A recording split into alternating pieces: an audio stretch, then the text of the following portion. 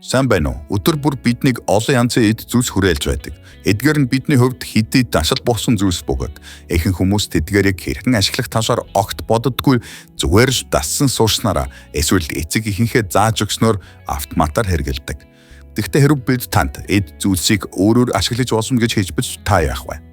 Та энэ бүх хугацаанд ногоо арилгах, дахианы далавч идэх, тэр байтугай шарх шүүгээ буруу ашиглаж байсан гэвэл ямар вэ? Бүгдийг нь одоо дараалал нэрцгээе. Сонин факт суугийн энэ удаагийн дугаарыг олон улсын спортын компани хамтран хүргэж байна.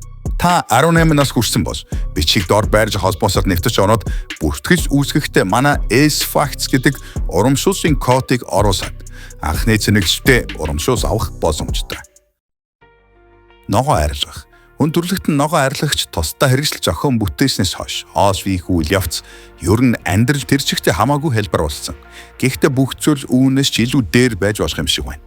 Үүний тулд ямар нэгэн шин зүйл бүтээх, эсвэл зурагтаар зардаг хачин төхөөрөмжүүд худалдаж авах шаардлагагүй. Зүгээр л энгийн ногоо арилгагч байхад хангалттай. Нэрээ шүү. Ойр хавьтчин байвал аваад хараарай. Харж байна уу? Тэнд хоёр ир байгаа.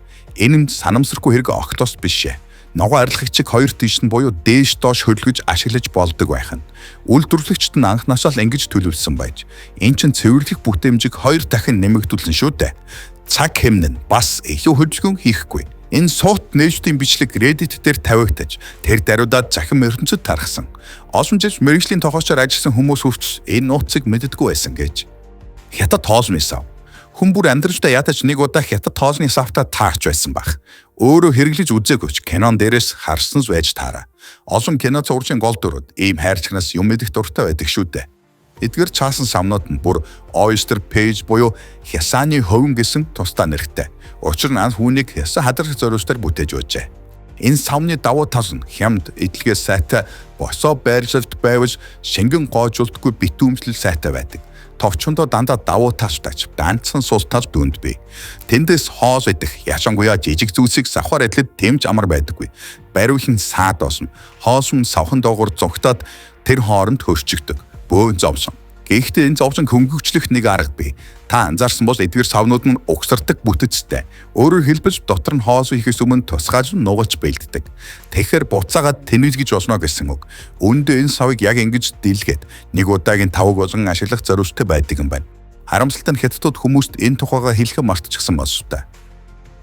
Дахианы далавч. Түргэн хоосон дуртай юм. Тэгвэл та KFC-ийн дахианы далавчин дуртай байж таараа. Гэхдээ нэг асуудал бий. Дахианы бусад хэсгийг бодвол далавчийг идэхэд нэлээд төвөгтэй байдаг. Жаах махтан мөртлөө хоёр ч ястаа босгоор тэр шүү дээ. Идэх гэж бөөн ажил болно. Зүгээр л мөч авсны дээр юм биш үү? Гэвч өнөөдөр та зүгээр л далавчийг яаж зөв идэхээ мэддэггүй юм байна. Сайн харж байгаарай. Эхлээд далавчаа хоёр гараараа барь. Доторх ясыг нь мэдрэхийн тулд хоёр тийш нь зөөжн эргүүлнэ.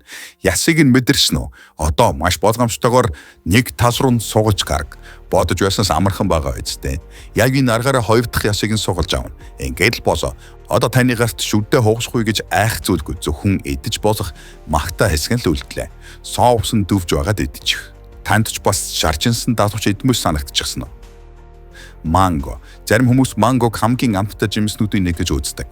Би ч үүнтэй санал нэг байна. Шүүслэг, чихэрлэг, идэхэд таатай бүтэцтэй.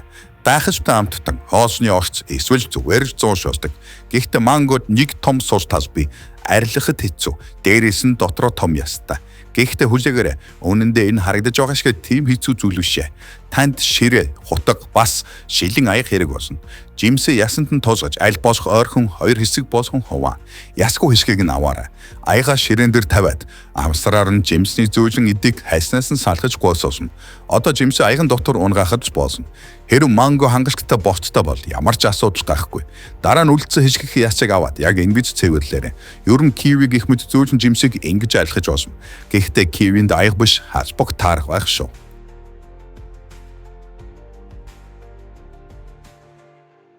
Цай баг кофе. Танд чинь цагаан пүүз байна гэж бодъё. Гэхдээ ямар нэгэн шалтгаанаар өөр өнгөтэй болгомоор эсвэл амархан хэрддэггүй болгомоор байж магадгүй. Шалтгаан нь хамаагүй. Энгийн цай эсвэл кофе танд туслана.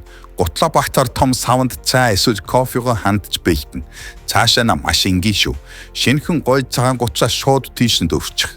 Ээжийнхээ хизээч тэгж босхгүй шүү гэж загтаг байсан зүйлийг л хийж байна гэсэн үг. Кофений төрлөөс хамаарч өнгө нь өөр гарч магадгүй ч үр дүн нь гайхалтай хоосон. Нээрээ шүү үнэхээр гоё болдог. Өөр төрлийн цаавандаа ашиглаж боосон. Гэхдээ тушаал пих гэж байгаас гутлын эзэн зөвшөөрсөн сэтэл лавзаарай.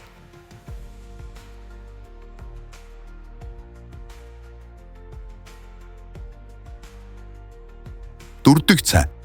Спорт бож гоё. Дузаан цаг агарч гоё. Урт алхаа хийхч бас сайхан. Гэхдээ ингэж цагийг өнгөрөөсөн хүн бүрт нэг сүрэг үр дагавартай нүур тоолдог. Энэ бос гутлын эвгүй өнөр. Заримдаа бүр нүднээс нь осмос гармаар твчи аргагүй үнэсдэг шүү дээ. Мэдээж цацлах хэрэглэж боосгоч. Гар доор байхгүй бол яах вэ? Хажигтай санагдаж магадгүй ч энгийн цайл танд туслана. Халуун усанд харцааны пакет дөрж бэлдэнэ. Хэдэн минутын дараа гаргаж ирээд хэрэгтэй бос баг зэрэг базаж шүүсийг нь шавхаад хөргөснийхөө дараа гутлан дотроо хийн. Эвгүй өнөр үүсгэгч бактерийг устгахад ойролцоогоор 1 цаг хангалттай. Дараа нь цайгаа гаргаж хаяад үлдэгдэл чигийг нь харчиж гутлаад цэвэр агаар татахад болно.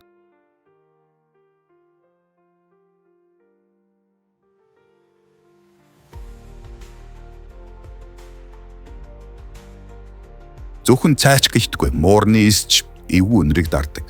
Арга нь энгийн. Эцсээ гутлан дотроо хийгээд шүн хоноосчих. Шаардлагатай бол дахин давтаж олно. Хамгийн гол нь гутлаа дижээр амтнаас хол тавих мартуузай. Хэм мэдлээ зориултаар нь ашиглах гээд хүрээд ирвэл яана. Шарга шүвэний доторх сургуулга. Хэрв та шарга шүвэтэд цахилгаан эсвэл газан плитикtoos хамгийн доор нь байлгах сургуулгыг анзаарсан л байж таарна. Ихэнх хүмүүс хөгшин залуугүй үүнийг элдв юм хадгалах агуулгах болгон ашигладаг. Ихэвчлэн хүмүүс энд шарга шүүгэнд хийдэг сав суулгах, хэв болон бусад оврогтой зүйлсээ хадгалдаг. Энэ дэлхийн бүх оронд ажилладаг нийтчийг үзэгдэж бөгөөд бүгд зориултын босоор ашигладаг гэсэн үг. Үнэнд энэ сургуулга хадрахад зориулттай нь үнэн. Гэхдээ сав суулгах бишээ. Орчин үеийн пижитик зохион бүтээгч тэнд бижин болсон хоос хийн гэж тооцоолсон байдаг. Мэдээж хөрөгчөндөх бүх зүйлийг биш, харин ширээн дээр тавихад бэлэн болсон хоосыг хийн. Жишээ нь та хоосоо хийчихсэн. Гэхдээ оройн хоол идэх хүртэл хагас цаг дутуу байна гэж бодъё. Яг ийм үйлдэл тэр сургуулгыг ашиглах хэрэгтэй. Энэ хоосны хасуун бүжний хэмийг хадгалах, хатгаас сэргийлэх, мөн төвчээргүй гэрийнхнээсээ нооход туслана. Гайхалтай санаа биш гэж юу? Ундааны таг. Одоо ундаатай холбоотой нэгэн амьдралыг хөнгөвчлөх аргуудыг сонирхуулъя.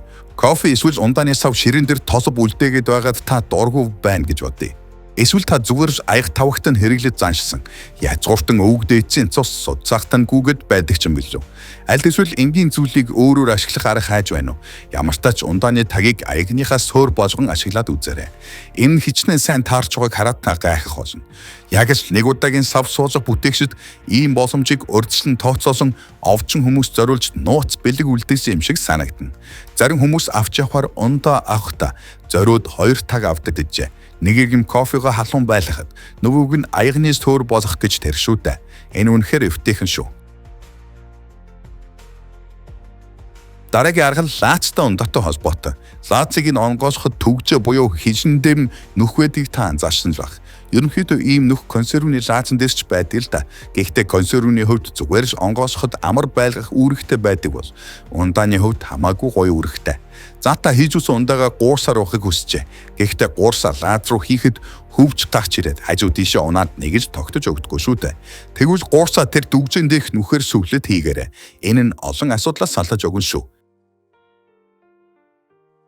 Макфлуригийн таашбаг. Хэрвээ та Макдоналдс зорж тэндний алдарт Макфлури заримыг идэж үзсэн бол нэг гайхалтай зүйлийг анзаарсан баг. Тэр нь бас хаашбаг. Үнэхээр өргөмж бүтцтэй шүү дээ. Бүдүүн хөндөй, тэгээд дөрвөлжин хэлбэртэй. Зарим хүмүүс үүгээр заримгаа соруусаар уух гэж оролдож үзсэн байх. Тэгэхдээ заримыг хайлаагүй бол энэ нь бүтшгүй даалгавар. Учир нь энэ халбаг тэрс өөр зориулттай. Энгийн ховонцор халбаг заримагт хуурч гэд байдаг болохоор ийм хэлбэртэй хийгээгүй юм шүү. Эсвэл хүүтнээс хамгаалсан. Гарт байхад эвтэйхэн гэх зэрэг шалтгаанч түнд байхгүй. Бүх зүйл хамаагүй энгийн. Энэ нь заримгийг бэлтгэх үйл явцтай холбоотой. Ихсэд аяганд заримгаа хийгээд нэмж дамттангаа хийсээ дараа халбага зоон. Одоо үүнийг хожих хэрэгтэй болсон тоо. Яг энэ тэр хачин халбах хэрэг болдог. Халбагны өдөрийг заримг хожигч машин руу сургуулж холбоод халбага өөрийг нь ашиглан заримгийг хотгодог байна. Иймээс энгийн.